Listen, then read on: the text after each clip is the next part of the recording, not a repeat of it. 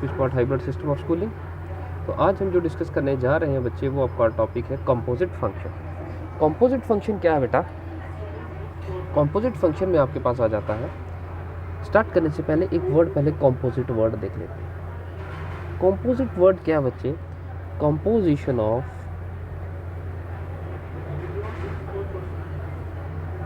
Different parts और material कि हम 2-3 कंडीशंस को इकट्ठा करके एक नया कंडीशन बना रहे हैं, that is composition. Composition function क्या है? 2-3 पार्ट्स को इकट्ठा कर रहे हैं, 2-3 चीज़ों को, उनसे आप एक नए कंडीशन बना रहे हैं, that is your composite function. तो हम लोग क्या करेंगे, अब मोर देन वन फंक्शन है, 2 या 2 या हम जनरल इसको कहिए more than one function, more than one function को आप लोग कंबाइन करेंगे to form a new function, to form a new function. अब 2 से ज़्यादा फंक्शन, 1 से ज़्यादा फंक्शन, वो 2 हो सकता है, 3 हो सकता है, आप उनको कंबाइन करेंगे और आप क्या करेंगे, एक नया फंक्शन बनाएंगे। ठीक है बेटा? चलिए, क्या है, आपके पास एक फंक्शन है बच्चे, function from set x to y and function from y to z। एक फंक्शन है from set x to set y, दूसरा फंक्शन है फ्रॉम y टू z, भी 2 functions. Then the composition of f and g, 2 function है, f और g का composition किससे represent किया जाएगा? f composition g। ये जीरो सा टाइप है, ये आपके पास है operation that takes the 2 function f and g and produces a function. तो ये जो ऑपरेशन आप g कंपोजिशन f अप्लाई कर रहे हैं, यही कंडीशन आपका ऑपरेशन है, जिसको हम लोग कंपोजिशन कहते हैं, कंपोजिट फंक्शन, जो कंपोजिशन बनाएगा। ठीक है? तो ये फंक्शन जो है, ये एक ऑपरेशन है जो हेल्प करता है हमें 2 या 1 से ज़्यादा फंक्शन को कंबाइन करने में और एक नया फंक्शन जनरेट करने में।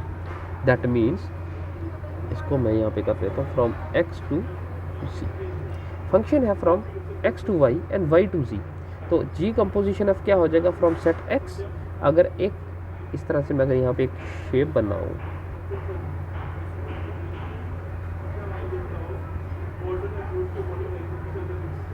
ये आपका सेट x है, ये आपका सेट y है और ये आपका सेट z है। तो f जो फंक्शन होगा बच्चे, वो x टू y हो, g जो फंक्शन होगा बच्चे, वो y टू z है। लेकिन जो g कंपोजिशन f आएगा, g कंपोजिशन f कहाँ पे होगा? From set x to set z। वो किस तरह से होगा, चलिए देखते हैं। क्या है बच्चे हमारे पास, चलिए एक एग्जांपल लेते हैं। क्या है, f is a function from x to y and g is a function from y to z। तो अब आपको क्या करना है, g कंपोजिशन f आपको फाइंड आउट करना है। g composition f of x किसके इक्वल है बच्चे? g composition f of x किसके इक्वल है? g of f of x के इक्वल। इसको हम इस तरह से लिखते हैं, g of f of x। ठीक है? g composition f of x आपको फाइंड आउट करना है। तो कंडीशन क्या है, यहाँ पर जो y होगा, y किसके इक्वल होगा? f ऑफ x के। ठीक है? और यहाँ पर जो z होगा, z किसके इक्वल होगा? g ऑफ y के। तो अब हम देखेंगे कि हमने क्या किया, इसको ध्यान से देखिएगा, ये बड़ा इंपॉर्टेंट है। g, ये f ऑफ x किसके इक्वल है? f ऑफ x y के इक्वल है। तो f फंक्शन जो है बच्चे, f फंक्शन का आउटपुट क्या है? f फंक्शन का आउटपुट है y, जो आपको y मिल रहा है y सेट से, ये f फंक्शन का आउटपुट है। ठीक है? और ये जो g फंक्शन है, g फंक्शन का इनपुट y है।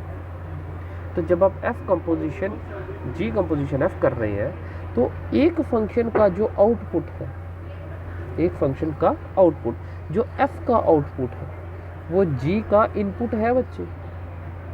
तो g ऑफ y किसके इक्वल आ जाएगा? g ऑफ y किसके इक्वल है? z। तो आपने क्या किया, x एक एलिमेंट लिया, उसके लिए इमेज आपको y मिली, फिर जो इमेज y आपको मिली उसके लिए आपको एलिमेंट मिल गया जी। ठीक है, अगर मैं आपको इसका एक एग्जांपल दूं और, तो आपको चलिए पहले एक बात तो समझ आई कि जो फर्स्ट फंक्शन का आउटपुट है वो सेकंड फंक्शन का इनपुट। ठीक है, एग्जांपल क्या है बच्चे इसका एग्जांपल अगर हम देखें तो एग्जांपल क्या बनता है, एक एग्जांपल लेता हूं मैं। ए सेट है बच्चे आपके पास, तो देखिए ए फंक्शन आ गया, ए सेट आ गया आपके पास 2 3 4 5, बी सेट आ गया 3 4 5 9, सी सेट आ गया 7 11 एंड 15। अब आपके पास एक फंक्शन आ गया f from A to B, set A to set B, और सेकंड फंक्शन आ गया फ्रॉम बी टू सी। ठीक है, तो ये सेट आपके पास है, इसको मैं थोड़ा सा अगर अरेंज कर लूँ, ये ज़्यादा स्पेस ले रहा है।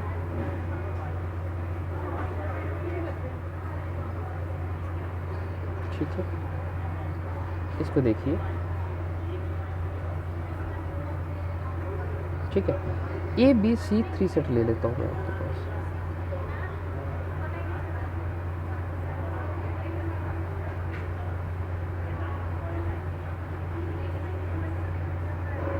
This is your A set, B set, C set. A set में है 2 3 4 5, बी सेट में कितना है 3 4 5 9, एंड सी सेट में है 7 11 एंड 15, 7 11 एंड 15। ठीक, चलिए इसको मैं दोबारा बना लेता हूँ, ये ज़्यादा ही टाइट। 7 11 एंड 15 ये सी सेट आ गया। ठीक है, तो अब आपके पास ए सेट से बी सेट में आ गया, ए आ गया 2 3 4 5, बी आ गया चीज़ function.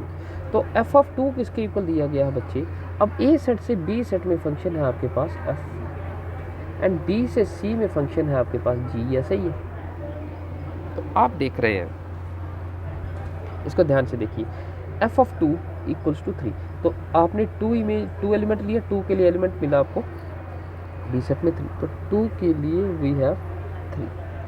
F of 3 equals to 4, तो आपने फंक्शन 3 एलिमेंट लिया, 3 के लिए आपको एलिमेंट मिला बी सेट में 4। F of 4 and F of 5 किसके इक्वल है 5 के, तो एफ सेट में आपने ए सेट से एलिमेंट 4 एंड 5 लिया, तो आपको बी सेट में एलिमेंट 5 ही मिला, तो 4 के लिए एलिमेंट 5 आ गया, 5 के लिए भी एलिमेंट 5 आ गया।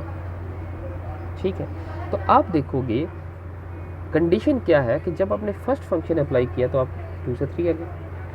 अब g of 3, g of 4, g of 3, 3 और 4 के लिए आपको एलिमेंट क्या मिला है 7।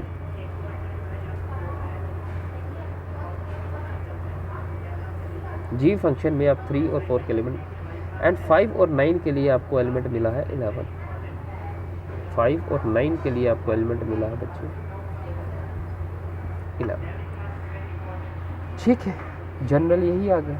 तो आपने ए से स्टार्ट किया, जी में पहुंच के कैसे पहुंचे, अब इसका कंपोजिशन कर लेते हैं। जी कंपोजिशन एफ क्या हो जाएगा, अब ए टू बी है एंड बी टू सी है, तो जी कंपोजिशन एफ क्या है, हमने किया जी कंपोजिशन एफ होगा ए टू सी, ये हमने स्टार्टिंग में किया। यहाँ पे जी कंपोजिशन एफ होगा बच्चे, अगर ये एक्स टू वाई है वाई टू जी है, तो जी कंपोजिशन एफ होगा, जी कंपोजिशन एफ होगा from set X to set G. ठीक है, तो हम ए टू जी कर रहे हैं, ए टू जी क्या आ जाएगा बच्चे, तो ये आ जाएगा जी कंपोजिशन एफ ऑफ एक्स। तो अब आप देखिए जी ऑफ एफ ऑफ एक्स, तो एलिमेंट ए से उठाएंगे सी में आप लोग पहुंच जाएंगे, तो ए सेट का एलिमेंट हम 2 ले लेते हैं, तो जी ऑफ एफ ऑफ 2 का इमेज है बच्चे 3, तो एफ ऑफ 2 का इमेज है बच्चे 3, एफ ऑफ 2 3। तो जो फर्स्ट फंक्शन का इमेज है बच्चे, फर्स्ट फंक्शन का इमेज है, फर्स्ट फंक्शन में 2 का इमेज है 3, तो जो फर्स्ट कंडीशन का आउटपुट है वो सेकंड कंडीशन का इनपुट है, जो एक फंक्शन का आउटपुट है वो सेकंड फंक्शन का इनपुट है जी ऑफ 3।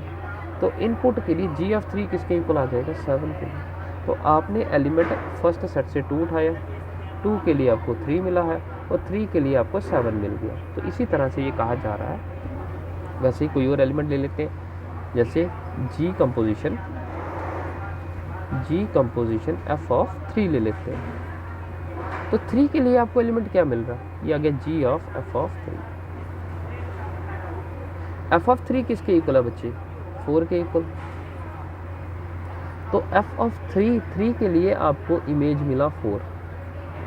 तो ये फर्स्ट फंक्शन का आउटपुट था, लेकिन ये जो आउटपुट 4 है ये सेकंड फंक्शन g का तो इनपुट है। तो g ऑफ 4 किसके इक्वल? g ऑफ 4 7 के इक्वल है।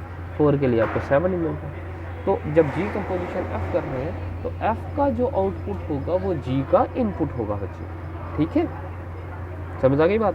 तो यहाँ पर यही कहा गया है, in a composite function uses the output of one function as the input of other function।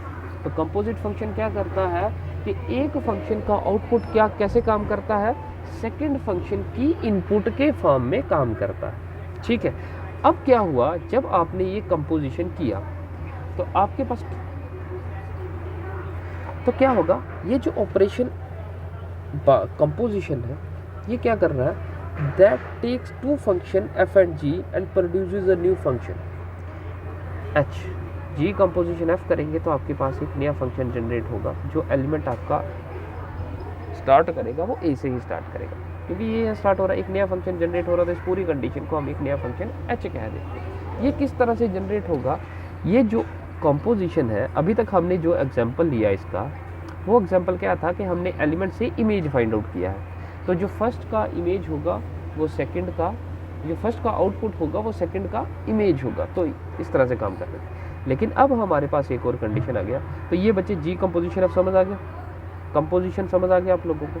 इसी के साथ नेक्स्ट है बच्चे कि अगर आप ये कंपोजिशन अप्लाई कर रहे हैं तो एक नया फंक्शन जनरेट हो जाता है। वो नया फंक्शन कैसे जनरेट होगा, आइए बात करें। अब हम क्या करते हैं, एक फंक्शन ले लेते हैं f of x equals to x square and g of x equals to x minus 5। तो अब आपको g composition f find out करना है। तो g composition f of x क्या होगा? g of f of x। ठीक है, तो f of x किसके इक्वल है बच्चे? x स्क्वायर के इक्वल है। तो ये आ गया g of, अब ये f of x किसके इक्वल है? f of x है बच्चे x स्क्वायर के इक्वल। ठीक है बच्चे, अब ये बन गया g ऑफ x। तो ये फर्स्ट का आउटपुट था बच्चे, काम तो वैसे ही है, वो सेकंड का इनपुट बन गया। अब ये जो इनपुट है g ऑफ x किसके इक्वल है? x minus 5। तो g ऑफ x किसके इक्वल है? x तो पूरा ये है, x माइनस 5 के इक्वल हो जाएगा ये, x ये पूरा यही आएगा। तो g ऑफ x किसके इक्वल है? x minus 5। तो ये हो जाएगा x स्क्वायर माइनस 5। तो इस फंक्शन का जो आउटपुट था वो सेकंड फंक्शन का इनपुट बन गया। तो इनपुट ही था x, तो x माइनस 5, यहाँ x स्क्वायर था तो x स्क्वायर माइनस 5 हो गया। अगर अब मैं composition f composition g of x करता हूँ, f कंपोजिशन g क्या हो जाएगा? f of g of x, f of g of x। f of g of x कैसे काम करेगा? g ऑफ x किसके इक्वल है बच्चे? g ऑफ x है बच्चे आपके पास, g ऑफ x किसके इक्वल है? ये जो g ऑफ x है ये है x माइनस 5 की। अब ये बन गया f ऑफ x पूरा। अब f ऑफ x किसके इक्वल है? x स्क्वायर की, ये पूरा x है तो ये हो जाएगा x स्क्वायर। अब इन दोनों कंडीशन में देखिए हमने क्या किया, हमने कंपोजिशन बनाई। तो आपने क्या किया? f कंपोजिशन g किया, ये g कंपोजिशन f किया, दोनों तरह की कंपोजिशन बने हुए। अब जब आपने g कंपोजिशन f किया तो एक फंक्शन ये था आपके पास, अभी हमने किया था ना कि कंपोजिशन अगर हम अप्लाई करते हैं तो एक नया फंक्शन जनरेट होता है। क्या फंक्शन जनरेट हुआ? f of x x square के इक्वल था, g of x x minus 5 के था। लेकिन आपने कंपोजिशन अप्लाई किया तो g कंपोजिशन ऑफ x क्या हो गया? x स्क्वायर माइनस 5 के इक्वल। तो ये एक नई कंडीशन जनरेट होगी, नई कंडीशन न्यू कंडीशन जनरेट होगी, मतलब ये एक नया फंक्शन जनरेट हो गया। एक नया फंक्शन जनरेट हो गया तो g composition f of x को कहो आप कि ये एक नया फंक्शन है, दैट इज h। वैसे ही f composition g of x क्या हो गया? एक नया फंक्शन जनरेट हो गया। नया फंक्शन क्या हो गया बच्चे? वो x माइनस 5 होल स्क्वायर। तो ये जो x माइनस 5 है होल स्क्वायर किसके इक्वल आ गया? f composition g of x के इक्वल। तो इसको हम लोग j कर लेते हैं, j ऑफ। तो ये एक नई कंडीशन जनरेट होगी तो नया फंक्शन बन गया। तो ये था बच्चे आपके पास composition of a function, that is your composite function. ठीक है, कोई डाउट है तो आप लोग पूछिएगा। ठीक है, बाकी कल क्लास में हम इसी को कंटिन्यू करेंगे। Thank you for the class.